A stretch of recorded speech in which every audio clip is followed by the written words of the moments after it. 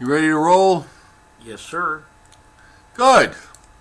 I'm Joe Cioffi, Fios 1 News Long Island and Fios 1 News New Jersey. And Joe Rayo, Fios 1 News Lower Hudson Valley, as we approach the first weekend, Joe, of the magical month of May, and it looks like it's going to be drippy, at least part of the time. Well, we had... today reminded me of an episode of I Love Lucy. Really? And which one is that, Joe? It is the one where she is trying to discourage Edward Everett Horton, who owned the grocery store. Right. And she's telling him what she's planning for dinner. Do you like steak with, cooked medium rare with roasted potatoes and, globs and globs of butter? I love it. No, we're not having that tonight. Well, that's kind of like how today was, especially on Long Island, where it broke out into some sunshine about 10 or 11 o'clock this morning, and temperatures actually jumped up away from the coast to about 70, but I didn't see it, but one of our regulars, Bill Huber, mentioned to me on YouTube, and if he pops on here, he'll mention it too. From Bald Hill, which is about 440 feet above sea level, you could actually see this black wall. It is the marine layer. Right. And it just came roaring in during the afternoon. And that just, suddenly it went from being 71 to 53 in just a blink of an eye. And unfortunately, that's spread all the way. Well, I was where I live up in Putnam County. When I left for work, it was like 73, 74 degrees. And I drove on down the Taconic onto 287. Came here. We're in Rye Brook. And I noticed on my car thermometer, we went from like the mid-70s to 63. So once you got within striking distance of any significant body of water, Long Island Sound, and the wind started to blow off of that pretty much cooled you down. Right. And then we had a nice little batch of showers that came through Lower Westchester around 5 o'clock across Interstate 287. If you go look down by Long Island, folks, yes, you see it you can see it. Okay, you can actually see on these Go 16 images. It's great because you see the clouds. The higher clouds are moving from west to east. Right. The blow-off clouds from thunderstorms this evening that were down in the Washington, D.C., Baltimore area, where they had a ton of lightning strikes and probably some damage in spots, going from west to east, and those clouds are getting blown off. And then you can see that marine layer coming in right along the south shore there around 2 or 3 o'clock this afternoon, like this gigantic wall, and went back over toward New York City. And actually moved into coastal Monmouth, and might even have gotten into coastal Ocean County there by the time we got to the last frame. Well, we're going to be dealing with probably patchy areas of dense fog in places tonight. And tomorrow, what a contrast to today. We had temperatures today in parts of the lower Hudson Valley way up in the 70s. Mm-hmm. I didn't expect we were going to get as warm as we did, but tomorrow it'll be a good 20 or even 25 degrees colder than what we had today. Yeah, and now, of course, I just freshened the loop, so it takes us past sunset, and there you see the cloud cover. It becomes a little more difficult to pick out where the low clouds and the higher clouds, but definitely dominating here. And I got the temperatures down. This is as of 9 p.m. and the radar echoes are also over it, so there's still some showers. We had a big heavy downpour go through here in southern Westchester around 7 this evening, and this is what's left of them. Now all of that moved into the marine layer, but look at those temperatures on Long Island. It's down in the upper 40s, and the East End, by the way, never did manage to get above 50, so they unfortunately did not get into the warm air. And as we look up to the north, it's a little better. It's still in the upper 50s, a few remnant low 60s, but that cool push has now backed its way west of Newark. Newark was 77 this afternoon for a high. I think they were 77 or 78. Now they're at about 55. Jersey Shore, low 50s, probably some upper 40s right along the barrier islands there. And it's still near 70 south and west of Philadelphia.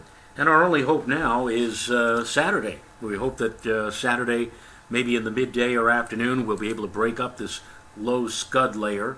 And actually, the funny thing is, there's going to be another cold front moving on through on Saturday afternoon, and that will help to cleanse the atmosphere. That'll help to push out all of the low-hanging schmutz and dry things out and allow for probably a bit of sunshine.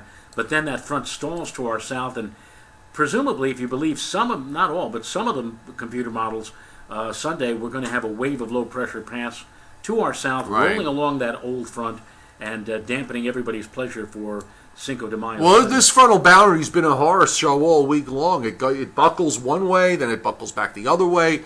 We had it go both directions today. The warm front pushing north, and then now dropping back southward.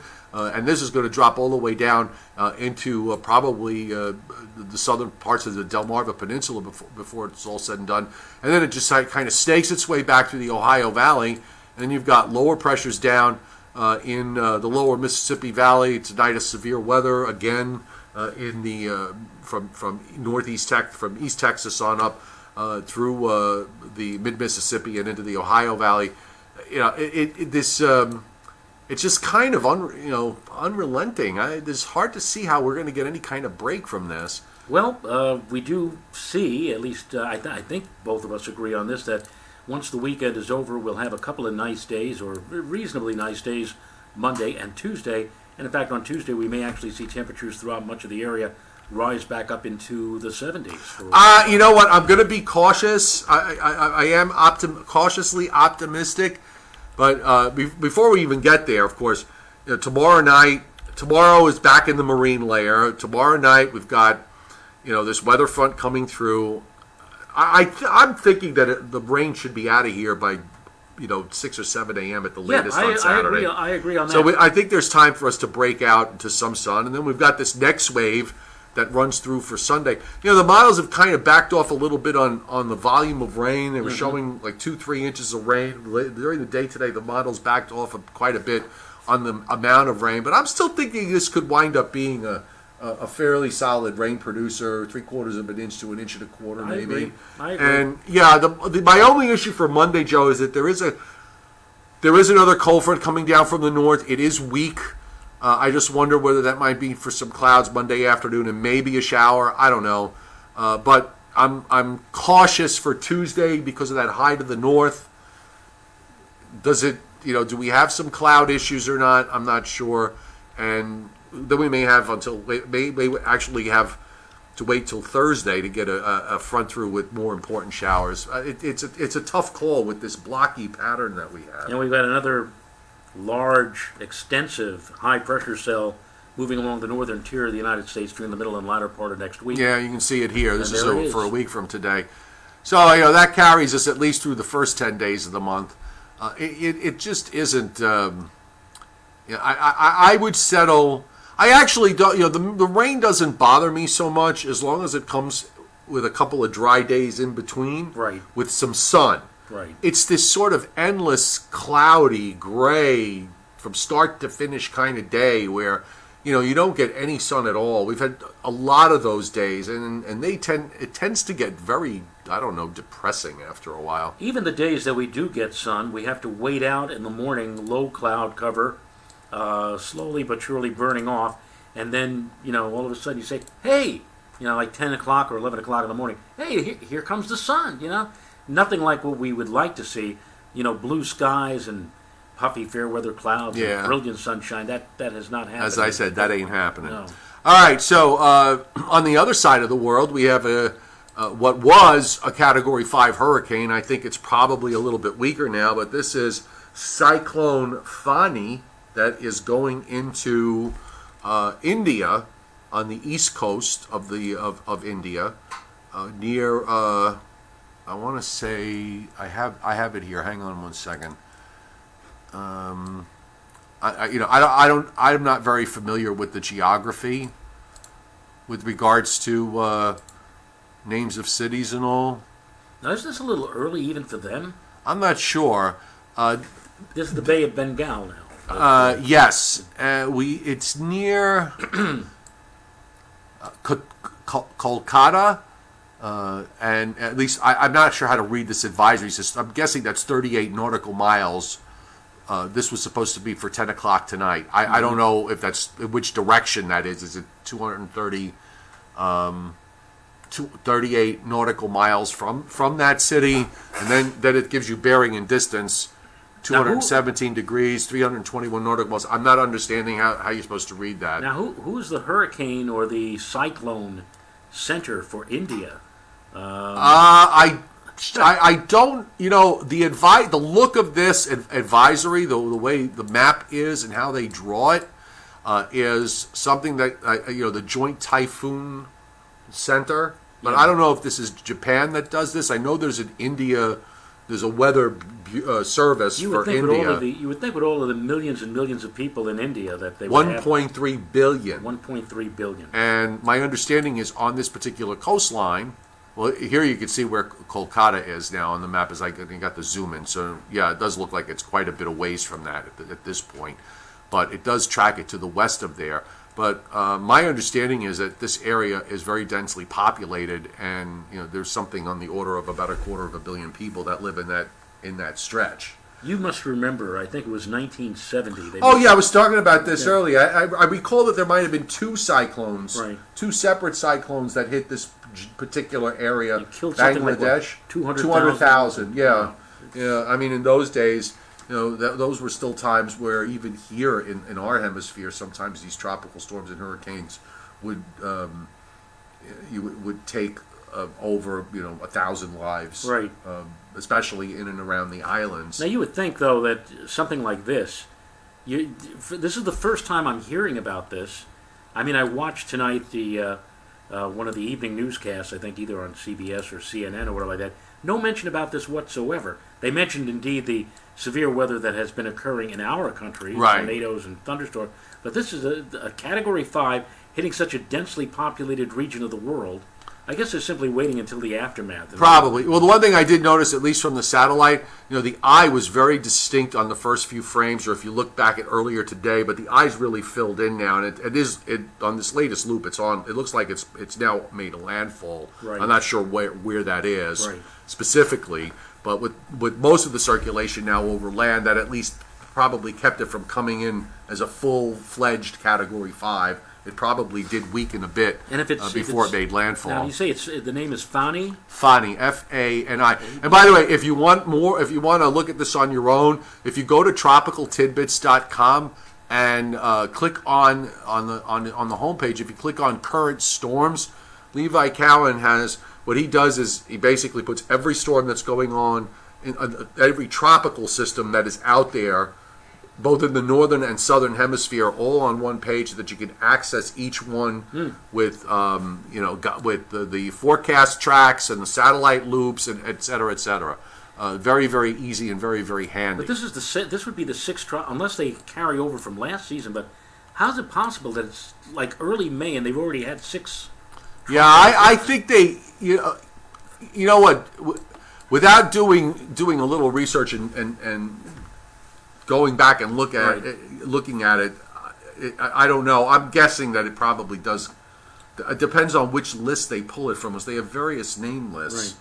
Right. And it's amazing to have a storm of that intensity this early in the season in northern hemisphere waters. Right. That water must really be very, very warm, and the atmospheric conditions. There must not be a whole heck of a lot of shear to prevent that thing from gaining all that strength. I can see from the comments tonight, everybody relishing over the fact that temperatures made it 70s to near 80, even 70 at the coast. By the way, collective hello to everybody who said hello to us. Okay. Upper Hudson Valley, Thomas Katz says he's 60 degrees where he is at the moment. Would like to see the weather get better, says Jesse Chiodo. So would we. Maybe it's me, but I don't remember it being this cool at this time last year. Okay, so a couple of things on that. First off, last year on this date, New York City got to 90. And apparently there were 2 back-to-back days. Scott Briller emailed me about this. So there were 2 back-to-back days of temperatures near at 90, and then the rest of the month was basically average. But as far as being that we just started the month of May, April was above average in temperature. Okay, not by a little bit. It was above average by 2 to 3 degrees. Okay, so this we talked about this last night. This perception that somehow April's supposed to be the beginning of some magical time where it's warm every day and sunshine, and people come around strewing flowers at you in every different direction. This just doesn't. It's just not the case. So even though we're cooling off tonight, obviously, but in general, since the beginning of April, we've been running above average in temperature. And if you're in South Jersey and southeastern Pennsylvania, the amount is really significant. It's anywhere from 4 to 6 degrees above average. So it's just the rain. It's the rain and the clouds. That that is, and thinking back to last year, I bet you if we looked at the data, we would find that there were the usual long stretches in the springtime where we were dealing with low clouds and rain. Let me give a shout out and a little bit of a push. Weather Trends 360. I've mentioned them before. Yes. And they usually the gentleman who is in charge of that, he refers to himself as Captain Kirk. Obviously, his last name is Kirk. I've seen that. Yes. And he comes up with some very interesting. I mean, like you asked about how this stacks up to last year. He could say this year was 3 degrees warmer than last year. It's the warmest in 20 years or whatever. He's got a lot of interesting forensic statistical data at his disposal. So if you want to go over there, Weather Trends 360, especially on what he has the dashboard. I look at that. That's updated every Monday, so it'll see what he has to say. It's a pretty good Monday, site. whatever. Rocco Fridello, when these blocking patterns last this long, does it affect the rest of the summer? No. Short answer. No, these things happen all the time. So I don't know specifically what impact the pattern now is not going to have any real impact on how the summer turns out. Right. We could very easily go from this to a big ridge in the east and long duration heat and humidity. The block happening now doesn't necessarily trigger that next pattern. Another case in point, what we were talking about last year into the early part of the summer, the Sahara Desert dust. Right. Speculating on whether or not that would hold hurricane activity down, and whether or not maybe we might get away with no real problems in terms of tropical activity, or at least keeping everything or suppressing everything to much lower levels. And what happened in September? Need I remind anybody out there? Right. Everything just skyrocketed. All of the talk about suppression of hurricane activity, and we had 2 of the most intense storms. One of them a Category 5 after. Michael came in October, and Florence did Florence? I know it got to a 4. Did it make it to a 5 briefly? I don't even remember. It got to 4. We also have one called Lane. Yes, Hurricane Lane. we did. So that speculation about what happened at the very start of the summer or late spring for weeks or months down the road, it's not worth even doing. What is this, Michael Saveriano? What is the sea surface temperature off Long Island right now? I'm thinking that the contrast of the warm air and cold ocean caused the marine layer to move in. Pretty much, yes. The actual temperatures, let me just pull up real quick to take a look at some current water temperatures, at least near shore. Give me 1 second here.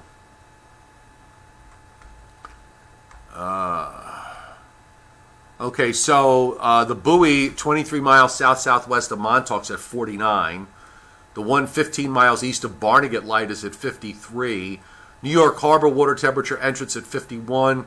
The 20 miles south of Fire Island, it's 51. Kings Point, 53. So mostly around 50 or low 50s now, the water temperatures. They are coming up, as they usually do. And I think by the time we get toward the end of May, they're in the middle to upper 50s. And then when we get toward the end of June, they're pushing the middle and upper 60s. Right. So, we got to get those water temperatures at least into the 60s before this, daily attack of the marine layer begins to relax a little bit. I'm just look at these temperatures, right? Boston 45, Worcester's 41, Westfield 47. This is up in Massachusetts, clearly. Provincetown is 43, Nantucket 45. I mean, it's upper 40s to low 50, to near or just over 50 in Connecticut. And just a quick check of Long Island. I mean, all the East End, Shirley 49, West Hampton 49, 40, light rain there, light rain in MacArthur 52. You know, this marine layer is here, and it's moving back westward. So forget about it. East winds everywhere. Yeah. East and you know, and not too shabby either. 10 to 15, some gusts up into the 20s. So yeah, it's going to be a drab day tomorrow, no question about that on the easterly flow. All right, so I guess we'll wrap it up. Should we say goodnight? I think we should say goodnight. Well, we'll say goodnight. We won't be back as a team here until Monday because I shall miss you almost continuously from the moment you leave till the moment you come back. The minutes will fly like hours. I'm here on Sunday, so I might actually do something on Sunday just for laughs or whatever. Well, I may or may not be around at home, so you may or may not be able to get me on Skype. Okay. In which case you may or may not be able to get me to Skype with you. Okay. Or perhaps I can call you, and then you may or may not be able to Skype, and you may or may not be able to do the show with me. Well, whatever. But we're having. I'm going to be off tomorrow. In place of my coming in on Sunday, I decided, okay, I'll swap and take tomorrow off. So that's when Right. I'm off, and you're here, and then you're going to be away for a little while next week, right? Yeah, I'm gone. Next Thursday, I'm going to be gone for a week. So I will be back on, what is that? I've lost track. So I'll be 8th. So I think I'm back on the 16th. And then you're gone. You know, we're taking some well-deserved time off. Well, I'm taking off later on in the month because my daughter is going to get her master's degree, and she, you know, yes, if Dad, that's great. Congratulations. If Dad is not there, all hell breaks loose. No, of course. So I will be at that, and I think I'm taking a day off later on in the month, and then I'm taking off. I'll be away for a week at the end of June. So. It's that time. People are taking off left and right here. Yeah, before we know it, it'll be summertime. Before you know it, it'll be fall and slightly sooner than the arrival of summer. Brian Fitzgerald will be arriving here to do FiOS 1 News, Long Island, New Jersey, and Lower Hudson Valley Friday morning. So be sure to tune in. And in the midday hours, we have Brittany Borer, we have Addison Green, and then tomorrow night. Doing a solo act. Just me. Here he is. So if I'm not exhausted, you'll see me. Okay? If I am exhausted, you can watch me on my YouTube channel or catch me at some point over the weekend. Okay. Good night, everybody. Good night.